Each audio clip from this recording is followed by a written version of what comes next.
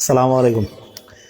খুব মানে মজা করে একটা বলা যেতে পারে যে দেখতেছিলাম, ওটাকে কি বলে যে আলোচনা দেখতেছিলাম সাক্ষাৎকারের মতো।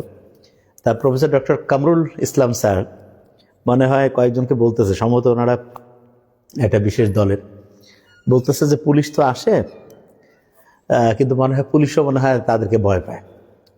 তা আসলে প্রফেসর কামরুল ইসলাম স্যার উনি তো আর কারোর সাথে মারামারি করবে না, হাঙ্গামা করবে না, একেবারে মানে নিপাট ভদ্রলোক বলতে যেটা বোঝায় সেই মানুষ।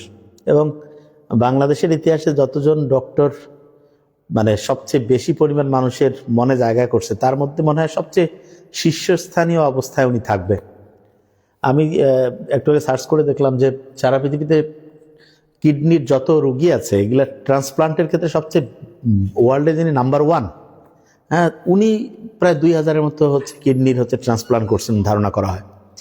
তা professor doctor Kamrul Islam sir কিন্তু, যদি এটা একেবারে প্রমাণিত এখন ওইভাবে আমরা যেহেতু ডকুমেন্টসগুলো আমরা জানি না, কিন্তু এটা মোটামুটি জানা যায় যে 1000-এর উপরে উনি যে এরকম ট্রান্সপ্লান্ট করছেন। এবং কিডনির রোগ আল্লাহ যাতে মানে জীবন মৃত্যুর একটা সন্ধিক্ষণে দাঁড়িয়ে যখন কেউ যে এরকম একটা সাপোর্ট পায়, একটা মানে ইসলামের ওই কথাটা তো নিশ্চয়ই আমরা জানি যে কেউ যদি একজনের জীবন বাঁচায় দেয় তাহলে সে যেন সারা পৃথিবীর সব লোকের জীবন বাঁচায় দিল।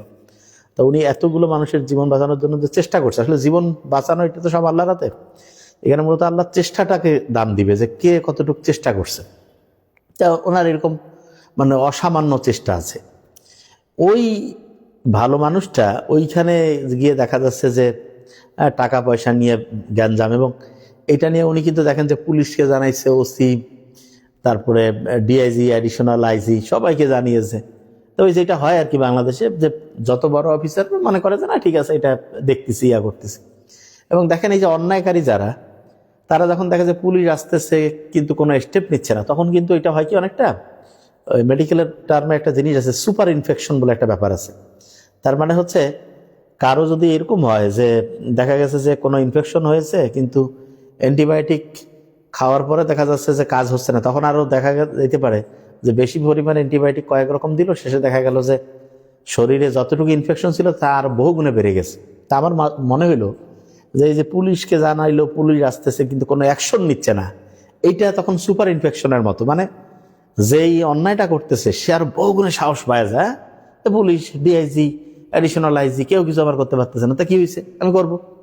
তা দেখেন যে এইটা আসলে এতদূর যাইতোই না যদি আমরা যে ওই মানে ওইটাকে যেটা বলে যে ওয়েল বিজ্ঞান ইজ হাফ ডান, শুরুটাই যদি অ্যাটাক দিয়ে করতাম না, যে এরকম ভালো মানুষের সাথে তুমি গ্যাঞ্জাম করছো, তোমার নামে রিপোর্ট আসছে, আগের বায়োডাটা দেখো, হিস্ট্রি অ্যানালাইসিস করো, যে গ্যাঞ্জামপূর্ণ লোক সর্বোচ্চ পরিমাণে, একদম জেলের মধ্যে নিয়ে মানে যাতে জামিন না পায়, এটা দৃষ্টান্তমূলক শাস্তি।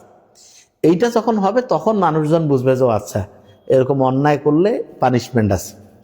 আমার সম্ভবত একটা ঘটনা মনে পড়লো, সেটা যে শওকত ওমর রাদিয়াল্লাহু তাআলা আনহুর সাথে সম্পর্কিত।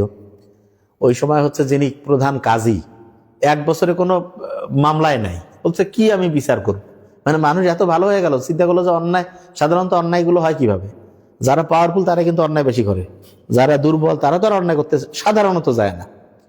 তা পাওয়ারফুল লোক যখন দেখে যে আইনের ফাঁক ফোকর, জামিনের সুবিধা, বিভিন্ন অজুহাত, পুলিশ বলতেছে আমাদের কাছে এখনো কোনো এভিডেন্স পাই নাই, আমাদের কাছে কোনো রকমের অভিযোগ আসে নাই। তো অভিযোগ আসলে মানুষ আর কতবার করবে, বারবার বলার পরও কাজ হয় না, এটা বাংলাদেশের চিত্র মানুষ জানে। কিন্তু যদি অ্যাটাক হইতো প্রথমেই, এখন চিন্তা করেন যে বিখ্যাত মানুষজন, ভালো মানুষজন হয়ে যারা, তাদের ক্ষেত্রে এটা পত্রিকায় মানে একটা টিভি চ্যানেলে বোধহয় আসছে, তারপরে সবাই জানছে, এখন মানুষজন যে এটার বিরুদ্ধে অ্যাকশনে যাচ্ছে। কিন্তু যদি ঘটনাটা একটু অন্যভাবে চিন্তা করেন, যে একজন স্বাভাবিক যে কোনো একজন লোক, তার কাছে যে এরকম চাইছে, উনি পুলিশকে, ওনার কোনো লোকজন নাই, কোনো পাওয়ার নাই, কোনো কানেকশন নাই, ওনার ক্ষেত্রে কি হইতো, টাকা দেওয়া লাগবে, ঠিক না? তো এই জায়গাগুলো আমার মনে হয় রাষ্ট্রের কাজ যে এই জায়গাগুলো অ্যাড্রেস করা, যে সবচাইতে যে মানে যে নিঃস্ব, যে একেবারে সবচাইতে বলা যায় দুর্বল, তার জন্য রাষ্ট্রের ফ্যাসিলিটি, যে পাওয়ারফুল সে তো বিভিন্ন কায়দা কানুন করে ফেলে। তো এই জায়গাটা আমাদের ফোকাস করা উচিত। আমরা সবচেয়ে দুঃখের সাথে দেখি যে আমাদের যেটা বড় প্রবলেম, সেটা হলো যে একটা জিনিস মানে হচ্ছে যে দুর্বলের সাথে সেরকম ভালো বিচার ব্যবস্থা নাই, সেরকম হচ্ছে যে সব কানেকশন লাগবে কেন? নর্মালি তো কাজ হওয়ার কথা, সব জায়গায় যদি কানেকশন, তাহলে দেশটা চলবে কেমন? তো এইটা যাই হোক, তারপরেও এটা খারাপের মধ্যে এটা ভালো যে অন্তত মানে প্রচার হওয়ার পরে যে অ্যাকশন নিছে এটাও ভালো, এটা না নিলে তো আরো খারাপ। হ্যাঁ, মানে ব্যাপারটা হইলো যে অনেকে যে প্রচার হইলো তার মানে কি যে ঠিক আছে প্রচার হয়েছে অ্যাকশন হয়েছে, প্রচার না হইলেও যাতে অ্যাকশন হয় এই জিনিসটাতে ফোকাস করা উচিত।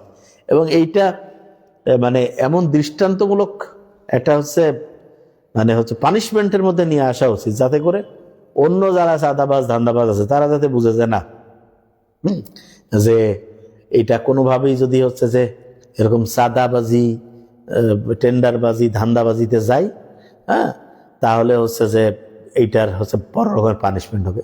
এই তো এই মানুষের চাওয়া পাওয়া কি খুব বেশি কিছু?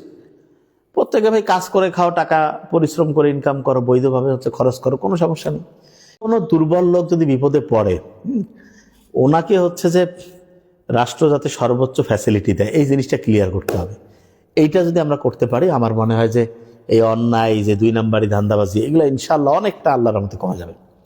তা যেটা হয়েছে যে বিভিন্ন এই যে যারা ধান্দাবাজ টাইপ চাঁদাবাজ টাইপের লোকজন, এরা বিভিন্ন টেন্ডারবাজিগুলো হচ্ছে নিয়ন্ত্রণ করে, হ্যাঁ, তারপরে হচ্ছে বিভিন্নভাবে অজুহাত দিয়ে হচ্ছে মানুষকে হচ্ছে হয়রানি করে টাকা চাওয়ার হচ্ছে একটা সিস্টেমের মধ্যে ফেলে দেয়। তো এইটা থেকে যাতে আল্লাহ আমাদেরকে হচ্ছে যে এই জাতিকে হচ্ছে যে মুক্তি দেয়, এবং এক্ষেত্রে যেই দল ক্ষমতায় থাকে তাদের দায়িত্ব কিন্তু সবচেয়ে বেশি। যে হ্যাঁ, আচ্ছা এখানে একটা জিনিস দেখেন যে ভালো লোকের কাছে চাঁদা যেমন চাওয়া যাবে না, খারাপ লোকের কাছে চাওয়া যাবে, এটা কি নিয়ম? বা একটা লোক ভালো না খারাপও না, আপনি জানেন না, তার কাছে চাঁদা চাওয়া যাবে? আমাদের এটা একটা সমস্যা। আমরা অনেক সময় মনে করি যে মূল কথা হচ্ছে চাঁদা চাওয়ার জিনিসটা কি ভালো না খারাপ? খারাপ। কারো কাছে চাঁদা চাওয়া যাবে না, চাঁদা চাবে কেন? এই চাঁদাবাজি জিনিসটা বন্ধ হয় না কেন? এই জিনিসটা থেকে তো বেরোয় আসতে হবে। আমার মনে হয় যে এই জায়গাটা থেকে প্রত্যেকের উচিত যে হচ্ছে যেই জায়গায় আমরা অন্যায় দেখব যে এটার প্রতিবাদ করা, এবং খুব দ্রুততার সাথে যারা এটার হচ্ছে যে মানে সিন্ডিকেট গুলো হচ্ছে যে নিয়ন্ত্রণ করে তাদেরকে হচ্ছে সর্বোচ্চ পরিমাণ শাস্তির মুখে আনা, যাতে এরপরে কেউ এই কাজটা করতে হচ্ছে হাজারবার চিন্তা করে যে আমি যদি কোনোভাবে এক্সপোজ হই, কোনোভাবে যদি আমি হচ্ছে যে ধরা পড়ে যাই, তাহলে আমার যেই পরিমাণ শাস্তি পানিশমেন্টের মধ্যে যাইতে হবে জীবনে আমি এটা করবো না। তো এইটা সবচেয়ে important. Thank you so much. আসসালামু আলাইকুম।